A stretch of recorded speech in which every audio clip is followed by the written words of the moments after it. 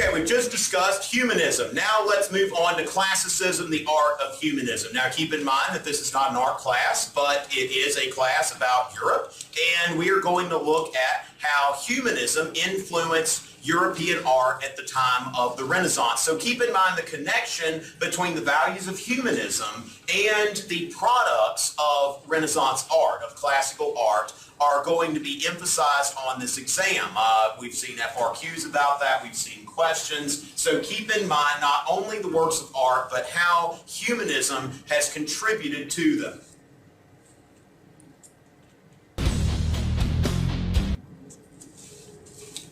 Okay, got that. Art in the Middle Ages. Now if we look here, we see two-dimensional, and what kind of coloring? And then religious subjects, okay? So you see a sample from Western Europe, Eastern Europe, that really you're not seeing anything outside of religion. You're not seeing any attempt to represent things in 3D, any kind of perspective. Really kind of boring by our standards. We've seen much more interesting art in our time. And so let's look at characteristics of classical art. Now keep in mind, I always show you Raphael's The School of Athens as the prototype here. When you're thinking about classical art, always call this to mind as the work of Renaissance art that perfectly captures all of these aspects of classicism. The first being bright, vivid colors. That we see here, that, in contrast to those other works of art that we looked at, this reaches out and gets you. Everything here is bright. It screams at you. So we see perspective, depth, realism. It's an attempt to portray this as if you are looking at it. Third, balance. If you look here, everything's balanced. If you see something on one side, there's something on the other side. And the fourth, classical themes. We see that Greek, Roman, and biblical themes predominate in classical art. So here you see the bright colors. You see the perspective. You can see the 3D look to it. You see the balance, that Plato and Aristotle are at the center. Speaking of classical figures, okay? So Plato and Aristotle at the center, everything branching out. We can see Socrates there corrupting the youth. We see Diogenes sitting on the steps. We see a lack of Christian figures in this painting. So you see the secularism of the Renaissance. And then you see here that woman is Hypatia, who was actually torn apart by Christians in Egypt in the early Christian era. Is this a rejection of Christianity? No, but it is a statement of the value of the classical tradition and how the Christian tradition is not in any way superior to all of this, that this is the epitome of humanity. So again, vivid bright colors, perspective, balance, and classical themes. If you keep those four things in mind, then you will be able to discuss things intelligently on your AP European History exam. And the masters of the Italian Renaissance, you've seen your turtles, Leonardo, Michelangelo, Raphael, and Donatello. You'll see them as well as a few other artists in this slideshow. So there is Donatello's Saint Mark. This is one of the earlier ones. Keep in mind that the High Renaissance peaks around the year 1500. So this is very early in the Renaissance. So here is a biblical figure who is standing contrapposta. Okay, if we look here, this whole standing on one foot, one leg is straight, the other leg is going to the side. The weight is on one leg when somebody has a contrapposta stance. And here is St. George, once again. Now this is an early Christian figure who is standing again contrapposta. Donatello's David. Now notice here, whoa, he's naked. Yes, he's naked. This is something that was prevalent in Greco-Roman art, not prevalent in Christian art in the Middle Ages at all, bless you. But Donatello here sculpts David in the nude, and this is the first freestanding nude sculpture of the Renaissance. And so since the classical period, the Romans did this sort of thing all the time, but you've had 1,000 years go by where nobody in Europe is sculpting naked people standing by themselves. Of course, this guy's got company. He's got Goliath's head that he's standing on. And we see here an early Renaissance painting known as the tribute money, which you see here, three different little things here. It's the whole story about the biblical story of the tax collector from the temple coming to Jesus and saying, it's time to pay your temple tax. And Jesus is like, well, don't have any money. So he tells St. Peter, he says, St. Peter, could you go over there, there's going to be a fish, and just open up the fish's mouth and look inside and you'll see a coin. Bring me that coin and we'll pay our temple tax. In fact, it'll be enough for me and for you.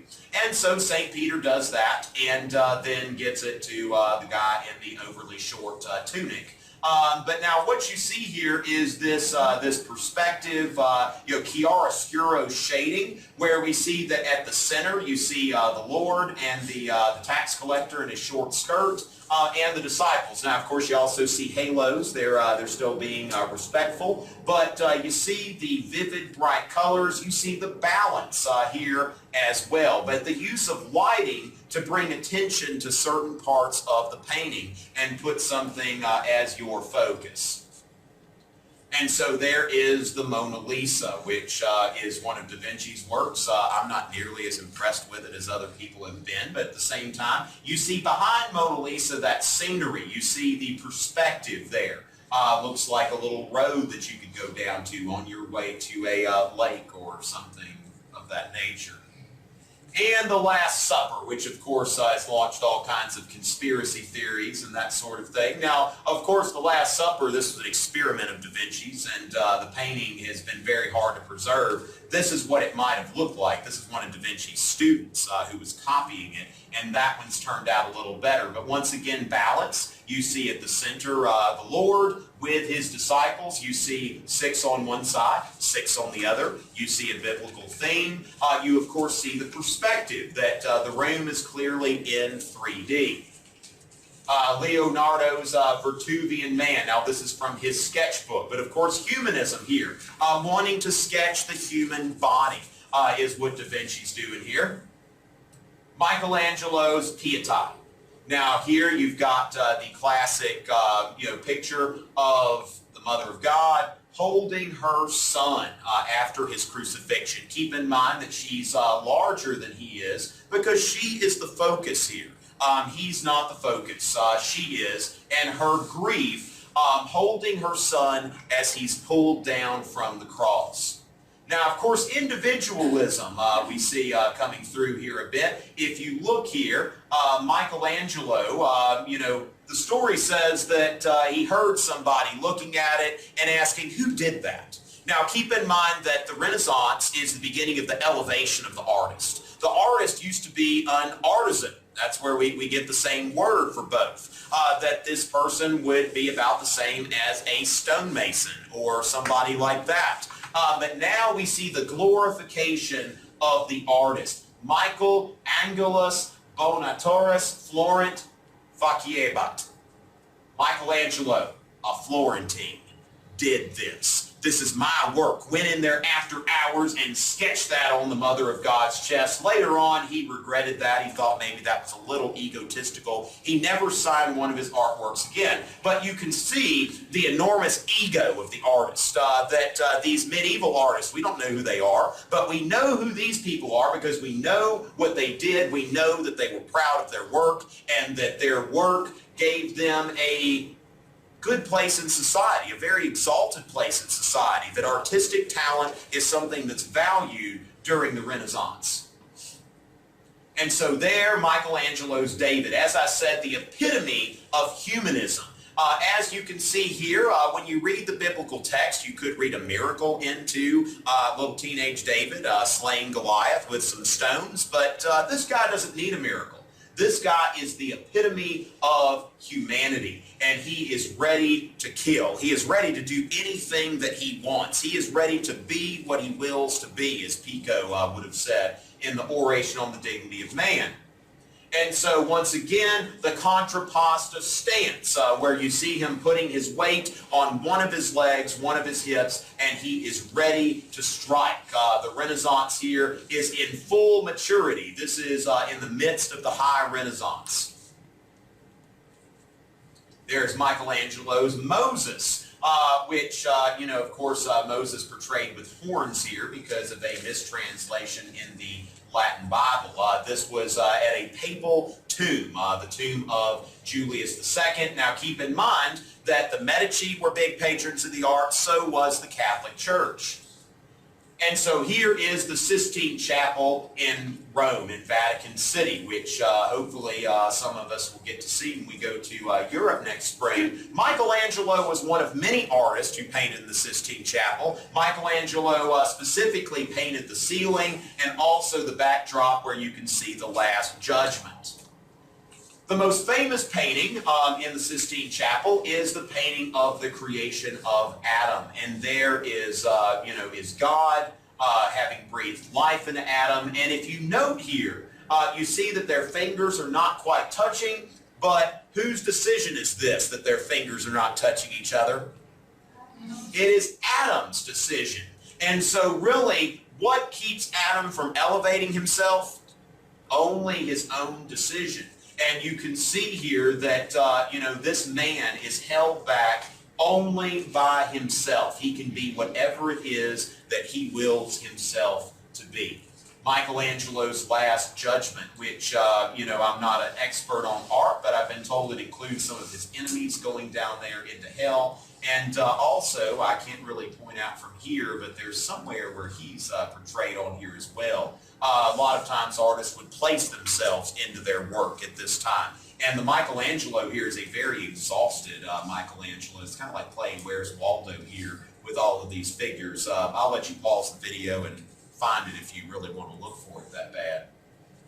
And another painting from the Sistine Chapel, the Delivery of the Keys. Of course, keep in mind that the Pope is the one who's commissioning these works of art. So, hey, how about that bit where Jesus gives the keys to Peter? And remember, popes are all successors of Peter. And so Jesus is giving the keys to the kingdom to St. Peter and saying, upon this rock I'll build my church. What you shall bind on earth, I shall bind in heaven. What you shall loose on earth, I shall loose in heaven. And that goes for all of your successors too, including the current Pope, who is my vicar.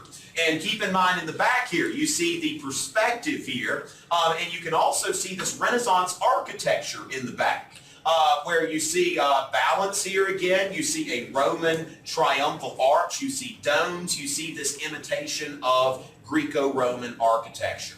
One of Michelangelo's last paintings of the conversion of Saul. This is moving a little beyond the Renaissance, not quite as balanced, a little more chaotic here, but one of my favorites.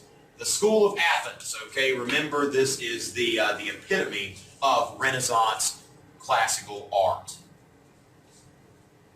And of course, while the Renaissance was one of his many mistresses, same woman here, La Villata, which not remembering what that means right now, having one of those Rick Perry moments. But there is another woman there, and of course, this one here, the young woman with a unicorn.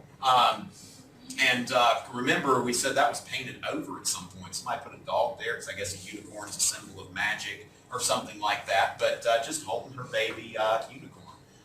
Pretty cool stuff. And Renaissance architecture. St. Peter's Basilica, a Renaissance